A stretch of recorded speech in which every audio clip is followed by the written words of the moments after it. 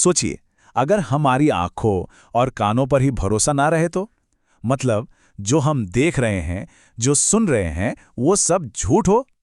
आज हम एक ऐसे ही नए और बहुत ही खतरनाक क्राइम की दुनिया में जा रहे हैं, जो एआई की मदद से पूरे भारत में कह सकते हैं कि आग की तरह फैल रहा है। तो चलिए समझते हैं कि ये सब हो कैसे रहा है। 3.5 करोड़ रुपए से भी ज्यादा नहीं, ये किसी कंपनी का कोई बड़ा लॉस नहीं है। ये रकम एक अकेले इंसान ने गंवाई है, और वो भी एआई से हुए सिर्फ एक धोखे में। इससे अंदाजा लगाइए कि ये खतरा कितना बड़ा और कितना असली है। इसकी एक मिसाल है बेंगलुरु की एक महिला की कहानी। सच में दिल दहला देती है। हुआ ये कि उन्हें एक वीडियो दिखाया गया। उसमें कुछ ऐसे लोग थे जिन पर वो बहुत भरोसा करती थीं। वीडियो इतना इतना ज्यादा असली लग रहा था कि उन्होंने अपनी पूरी जिंदगी की जमा पूंजी एक इन्वेस्टमेंट में लगा दी, और बाद में पता चला कि वो सब कुछ एक फर्जीवाड़ा था, एक धोखा था। तो सवाल ये उठता है कि आखिर ये स्कैमर्स ऐसा कर कैसे लेते हैं? कैसे वो हमारी आंखों के सामने ही झूठ को सच बनाकर पेश कर देते हैं? चलिए अब जरा इस पूरे घोटाले की बनावट को समझते हैं, मतलब इसकी पूरी प्रोसेस क्या है। देखिए, इस पूरे खेल के पीछे जो टेक्नोलॉजी है उसका नाम है डीप फेक। और ये कोई मामूली नकली वीडियो नहीं है। ये एआई की मदद से किसी के चेहरे और आवाज की हूबहू नकल तैयार करता है, इतनी असली कि उसे पकड़ पाना लगभग नामुमकिन हो जाता है। और बस अपराधी इसी चीज का फायदा उठाकर लोगों को अपना शिकार बना रहे हैं। ये स्कैमर्स ना आमतौर पर 4 स्टेप्स में अपना काम पूरा करते हैं। सबसे पहले वो सोशल मीडिया से किसी की तस्वीरें और आवाज़ के सैंपल चुराते हैं। फिर स्टेप 2 में एआई का इस्तेमाल करके एक फर्जी वीडियो या ऑडियो बना लेते हैं। इसके बाद वो वीडियो कॉल पर किसी भरोसेमंद इंसान जैसे कोई घर का सदस्य या बॉस बनकर सामने आते हैं, और आखिर में कोई ना कोई इमरजेंसी बताकर फौरन पैसे ट्रांसफर करने को कहते हैं। ये समझना बहुत जरूरी है कि ये नए एआई वाले घोटाले पुराने तरीकों से कितने ज्यादा खतरनाक हैं। देखिए, जो पुराने स्कैम होते थे वो ज्यादातर टेक्स्ट या ईमेल पर टिके होते थे, है ना? तो उनको पकड़ना फिर भी थोड़ा आसान था।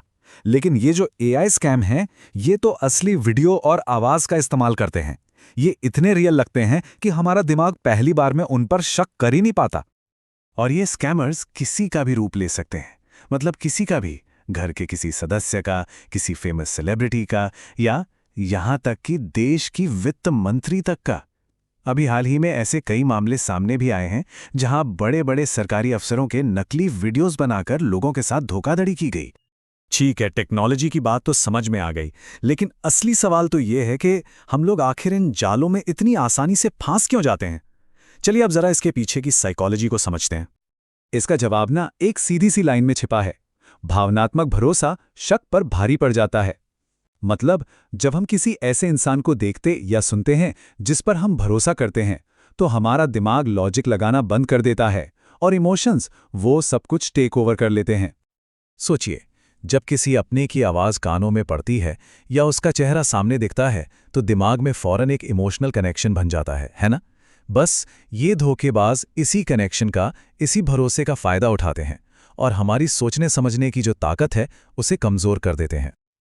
और देखिए, ये सिर्फ किसी एक इंसान की परेशानी नहीं है, इसका असर अब पूरे देश पर पड़ रहा है। चलिए देखते हैं कि ये हमारे समाज और हमारी इकोनॉमी के लिए कितना बड़ा खतरा बन चुका है।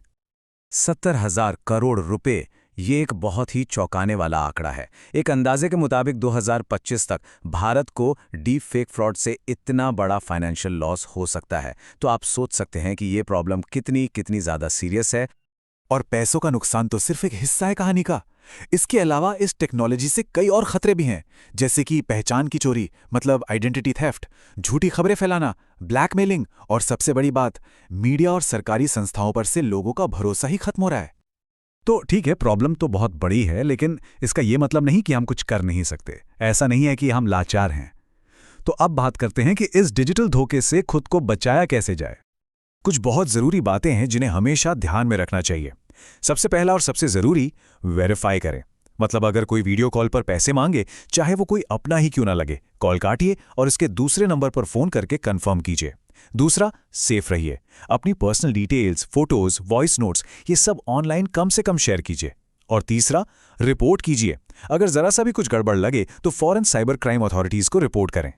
और आखिर में, ये सब हमें एक बहुत बड़े सवाल पर लाकर खड़ा कर देता है कि एक ऐसी दुनिया में जहां कुछ भी, सचमुच कुछ भी नकली बनाया जा सकता है, वहां हम विश्वास को, भरोसे को दोबारा कैसे बनाएंगे?